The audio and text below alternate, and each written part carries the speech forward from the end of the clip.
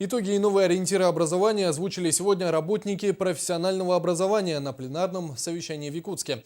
Кто принял участие и что ждет в будущем эту сферу, узнала наш корреспондент Олеся Ларчук. За прошедший год значительно укрепились связи между учебными заведениями и работодателями.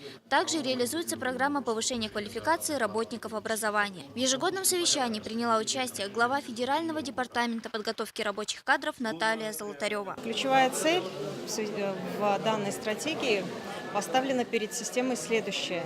Это обеспечить гибкое реагирование системы среднего профессионального образования на потребности региональной экономики.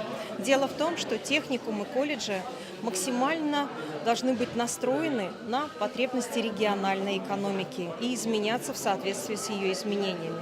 Между тем, уже разработана программа на будущий год. Ориентир остается прежним. Это повышение качества профобразования.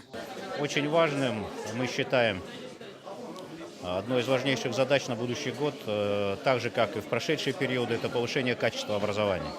Это наша самая главная задача, она очень тесно связана с нашим взаимодействием с работодателями, с ассоциациями работодателей. И в этом направлении нам предстоит сформировать сеть кластеров, которые будут объединять наши учреждения, работодателей.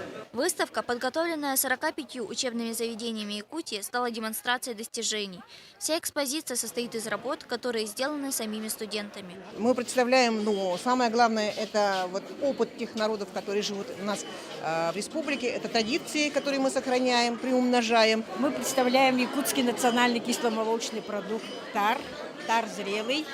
Кабачковая икра, это лечо, и квашеная капуста.